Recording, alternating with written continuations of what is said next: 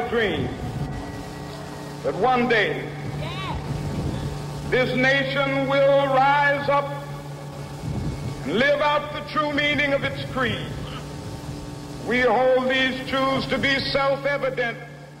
Hey guys, it's Clement here and I am back with another video. Now, this YouTube video that you're about to watch is part of a 4-part biblical series in which my friends Clement and Godwin and I discuss 4 different topical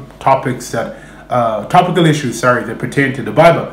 So in this video we're going to be talking about whether the end is near. So we draw a lot from the book of Revelations in the Bible, and we correlate a lot of the information in the book of Revelations to today's world. Now, this biblical series was initiated by me because I wanted people to see youthful but reasonable discussions take place regarding these 4 topics pertaining to the Bible and the Bible in general. The Bible is one of the most significant books in the world.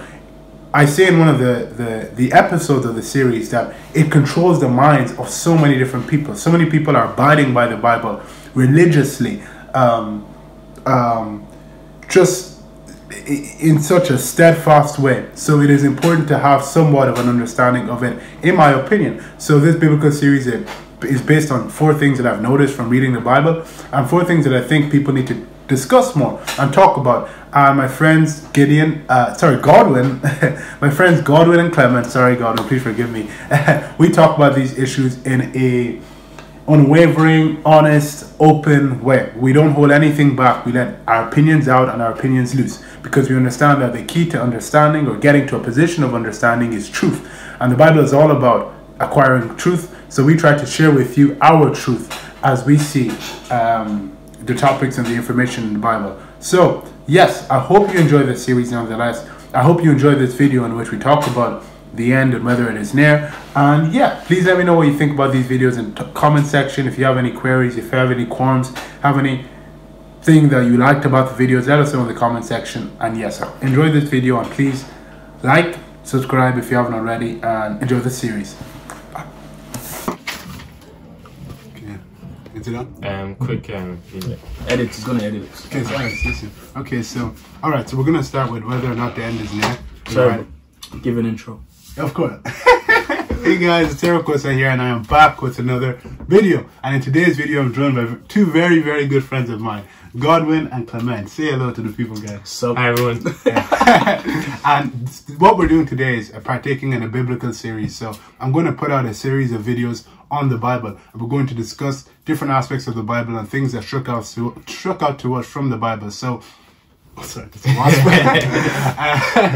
yes, that's what we're going to be talking about today. And as you can see from the title of this video, we're going to be talking about whether the end is near, because this is like a recurring theme in the Bible. The final day, Armageddon, what's going to happen at the end. And I think the main book that actually has information about what's going to happen on the last day, I think the only book that has information is Revelations. Would you guys agree? And yeah, Daniel. And Daniel. Okay, I'm sorry. So Daniel and Revelations. But we're going to be talking about Revelations first and foremost. I'd like to get into Revelations. So Godwin, Revelations, could you give the people a brief summary of Revelations? As briefly as you possibly can. You don't have to run through all of it, of course. Right, just the special things you think might need to be mentioned when we're talking about the end and whether it's near. Yeah. Okay. So well, basically, Revelation is kind of like a continuation of Daniel, but Revelation kind of contains more information about like what's gonna happen in the end times, when the world is about to end and when Jesus is coming again. So it just talks about some things that it's gonna happen. Like it talks about how like different how should I say? Take your time. What's the word? Different events. Yeah, different events. Thank you. Thank you. Different events that's gonna happen. Like there's if you read Revelation chapter 12, and there's also Revelation 13 and 14 and 17. Yeah, it talks about various events that's gonna happen when the end is gonna come. So yeah, basically we're gonna get into it in the video. That's it. I think that's a great summary of Revelation. So I actually read it not too long ago, and it's safe to say that I was creeped out. It was scary, and it did talk a lot about the end. So when we're talking about the end and we're talking about Revelations, and we want to correlate the two together, we have to talk about the signs and the symbols in Revelations that indicate that something's going to happen at the end. So it talked about how there's 7 scribes, there's 7 trumpets, 7 seals, 7 everywhere. How the devil was sent down onto the earth, and he and alongside a dragon and another monster won over the minds of a lot of people, and then went to war at the end, and God won. So just looking at all of that, what signs do you think might be there to show that the end not might be near, but to show that we're almost there? Yeah, we're almost there. We're close to the time. On my own perspective, I think is the nations going to be going against each other, and they're not like agreeing with the terms and conditions, and like they want to like have a war, but almost a war, but maybe a war, we don't know. And also famines, plagues, and all sorts, and earthquakes, like earthquakes, a lot of earthquakes. Yeah, that's what I'm thinking. Like that's what I think. Yeah, because they mentioned that a lot. They talked about the plagues and the locusts and going out and consuming people, and they talked about the fall of Babylon. So if we were to correlate parts of Revelations to today's world, considering Babylon, the locusts, the plagues, what could we join the dots with? What could we join that with, in your opinion? What all that is mentioned in Revelation. So for instance, if you had to look at Babylon in the Bible and look at the world today and the activities of nations today, like, is there a Babylon? Yeah, there is. There is a Babylon. The Babylon of today is Americans. Okay. You could link Babylon to America. You could also link Babylon to the Roman Catholic Church, because if you read Revelations, it actually obviously Revelation kind of contains a little bit of like, maybe let's say code, because there are a lot of hidden message in Revelation, so you kind of have to like go into it deeply before you understand. So like as I was saying, you could link it to America. You could also link to the Roman Catholic Church, because they like the things they do and what the Bible describes about Babylon is really similar. Okay. So yeah, basically you could link it to both of them. Interesting. And you mentioned America. America was the only nation that both of you mentioned. With Babylon was sinful. God said that they were drinking the wine of sexual immorality, that they were sinning, that they were imposing their own wishes upon other nations. And when you look at America, with all due respect to the USA and to the Yankees, if you look at a lot of the foreign activity of America, going to the Middle East, dropping bombs, killing innocent people, imposing their own beliefs on those countries, one could correlate that to Babylon. And the sinful activity of Babylon led to the fall of Babylon. The sinful activity of Rome led to the collapse of Rome. So may we see the fall of Babylon in today's world, in your opinion? Oh yeah, 100%. 100%. Okay. When this is all this is going to end when Jesus comes again, and yeah, it just depends on when he's coming, because no one knows. Yeah. Even in the Bible, Jesus said he doesn't know when he's going to come again, except for God the Father. So God the Father. yeah, all this is going to end when he comes again. Yeah, that's it. Completely agree with you. And again, Revelation it's really haunting. It's a very haunting read. At times I found it hard to read. I'd stop. Stop. When I read, when we all read, we have an image in our head, a picture. And when you're describing that dragon, hey, stop! Imagine like a dragon with 7 heads. Like, this is what I was thinking. Do you know the Great Wall in China? I always thought the dragon was behind the Great Wall. Oh my God! Wow!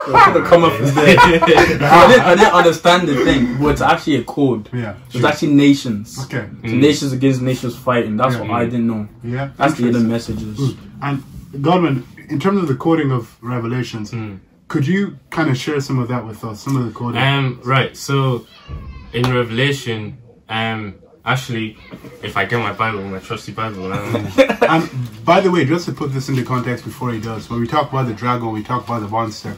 John wrote Revelations, and he talked about how when he came to the edge of a sea, or I think it was an angel that came to the edge of a sea, they saw a monster rise, and the monster had 10 heads. Is it 10 heads? 7 heads, 10 horns. 7 heads, 10 horns. He was talking about how the monster, alongside a dragon, control the minds of a lot of people, and nations followed them until God and his men and his troops went to war with these people and defeated them. They also talked about the devil and how the devil was sent from heaven down to earth into a sea of fire and sulfur hell, and how after 1,000 years the devil comes back to earth and then God defeats the devil, something like that. So they conjoin this with the talk about Babylon and how Babylon fell. So if you look at today's world, what we're trying to do is correlate the things that are in Revelation and the things that are happening now.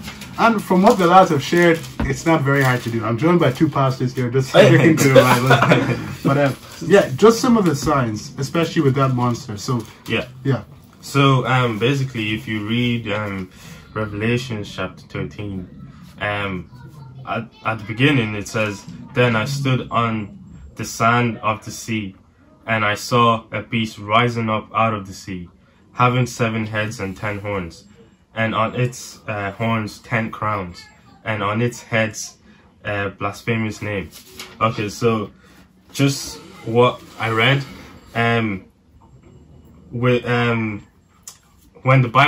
when Revelation says sea, it actually means the people of the world. So, and if it says if it's, what is it? 10 horns. Yeah, the 10 horns means kingdoms or nations, if you want. So it how should I explain it? So amongst the people of the world. Yeah, among the people of the world. So there are going to be like 10 particular nations or kingdoms, as the Bible says, that is gonna like have a big impact during the end of the world. And in my understanding, this has actually come to pass. This passage that I just read has actually come to pass. It just wasn't in our generation, but like, you know, the Bible was written years ago, and there's a lot of things that had happened that the Bible said was going to happen back then, but it's just that in our generations it's not going to be the same. It's going to be different continuation, like different type of other things, which also is said in Revelations. So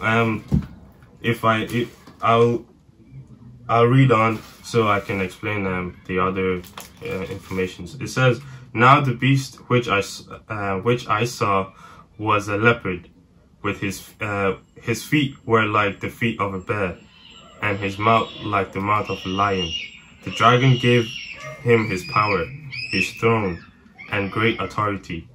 And I saw one of his heads as if it had been mortally wounded, and his deadly wound was healed. And all the world marveled and followed the beast." Okay, this actual passage that I just read has also been has come to pass. I don't know if anyone knows this, but back I forgot the date. I don't know which date it was, but at some point the Pope of the Catholic Church obviously was captured or was put into captivity. Like he wasn't into power anymore at some point. I just forgot the date, but yeah, he wasn't into power anymore. Like he was seized of power. So him being seized of power is when the Bible says it was wounded. Okay. And then if you continue reading, it says it would say his wounds were healed. His wounds being healed is him coming back to power. And now we can see he has power, doesn't he? He goes to different countries and like people will be storming to go see him, while he's only a mere human being. Like that's him coming back into power. And it's very interesting. Like we need to know things like these, because to me, I think the Pope is deceiving every single person on this world. I think he is. I think he is, but okay. Yeah. From my understanding from the Bible, I think he is deceiving a lot of people. Okay. So yeah. The Pope, the big dog, that's a conversation for another day. Big dog. It's good. I like the way that you kind of brought that in there, and your perception is very interesting. Wow, okay, interesting. That was quite eerie, but everything about Revelation is eerie and scary and just frightening, to be honest, to me.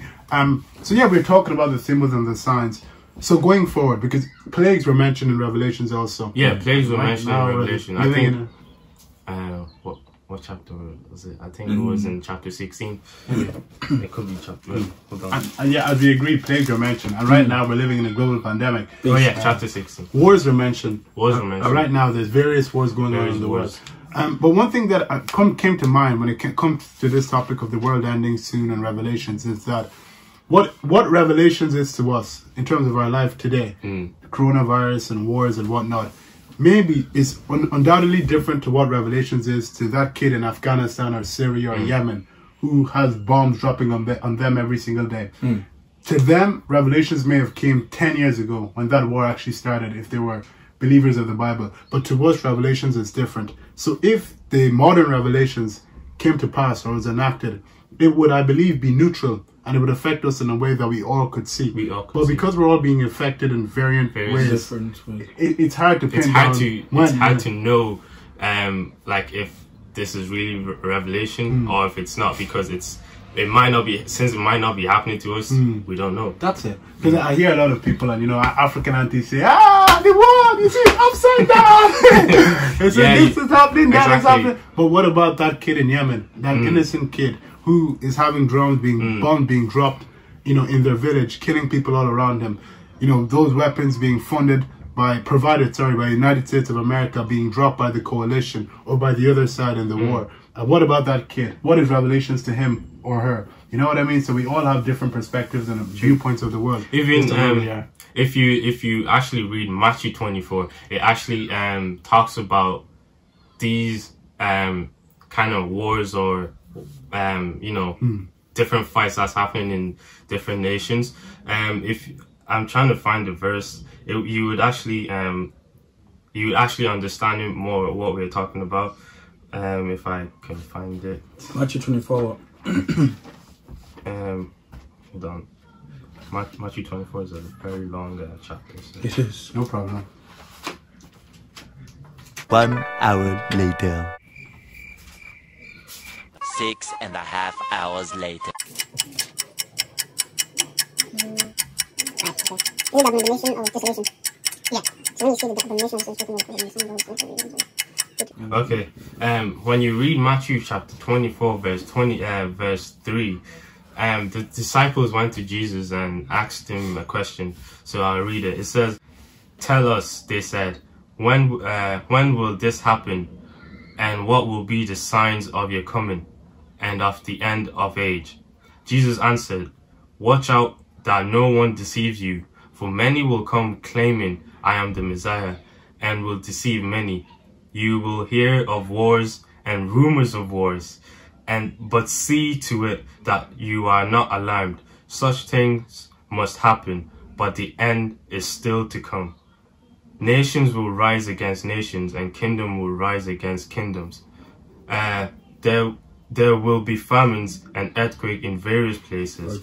All these are the beginning of birth pains," which means the beginning of the end.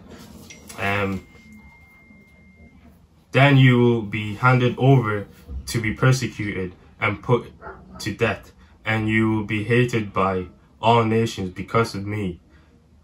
At that time, many will turn away from the faith and will betray and hate each other. And many false prophets will appear and deceive many people. Because of the increase of wickedness, the love of most will grow cold. But the one who stands firm to the end will be saved." Wow. So I'm going to end it here. But as I read, you heard that there's going to be rumors of wars or wars. We've all seen, we all know, like, the Bible was written back days ago, like years ago, AD something, I don't even know, whatever it is. But it predicted that there was going to be wars. Since then, we've had World War I, we've had World War II, we've had Cold War, all type of wars.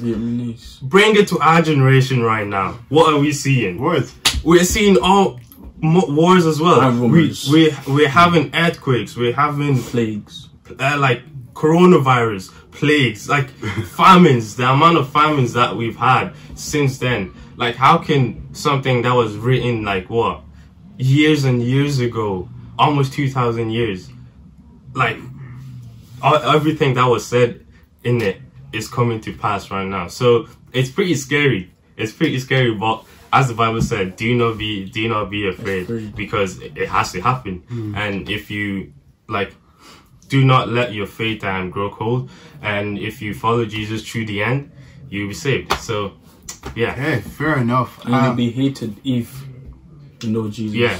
You'll be hated for knowing Jesus, basically. And we actually do see some people hating others just because they're religious, but it's not their fault. You know, God said it will happen. So yeah. Interesting. Okay, I guess the last question I'm going to ask you before we conclude and get to the next video of our series is, do you feel the end is near? We'll start with you, Clement. Do you feel the end is near, and why? Yes, I do. Okay. Because the symbols we're seeing right now and all the things that's happening right now, like for an example, the coronavirus, like how can the whole world just be on lockdown? Deeply, So that's a sign. That's a sign, in my opinion, to show that we should get closer with Jesus. It's a warning for the whole world to get to, so you can let God forgive your sins and all this. And also is the rumors about the wars. Yeah. And what they said in Revelation and Matthew and Daniel, Daniel chapter 12 about nations fighting and all, and the rumors of wars and famine and plagues. That's what I think like the world's going to end, because like all these symbols we're seeing now. Interesting. Good opinion. What about you? For me, as I was saying, everything going on in this world shows that the end is coming. Like, we can see for ourselves, like even social injustice. Like we can all see what's going on in the world. As I was reading the passage, it says, love of many will grow cold. This world, we can see. Not most of us love each other. The Bible says, love your neighbor as yourself. But all the time we're like hating on each other, and this is something that needs to stop. But at the same time, I guess it can't, because the Bible said it will happen when the end is coming. So for me, I think everything going on in this world, even in the past and in the present, and I know for the future, there's going to be more. So everything happening on in this world, I know, is going towards the end. Yeah, I definitely agree with you. I think we're definitely going in that trajectory. I think hate is increasing whilst love is decreasing. And I think one thing that you both shared very eloquently with the people watching is that as time passes by, that's when hate has become more prominent, and that's when we as people have neglected love. And I think when hate is so prominent, when it's so big and large in an environment, I believe that's it's detonable. It can explode. I think hate can explode, but when it's increased and increased and increased, eventually it just blows. Be it nuclear warfare, whatever it is, I think the hate that we manifest in this world as human beings may lead to destruction of this world, and that, in religious terms, may be the day when Jesus comes back and say, "Hey, told you so." All right, so thank you, lads, for being in the video. I really enjoyed it. I hope you all enjoyed it. I'm sure you did. If you did enjoy it, make sure to like the video, comment, let us know what you think of the video. If any questions, just ask. And say your opinions in the comment section. That's it, let them know. Any questions, please ask, and let us know your opinion in the comment section. Thank you very much for watching.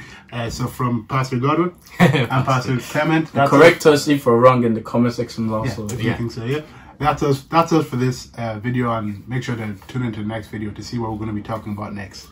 Alright, bye everyone.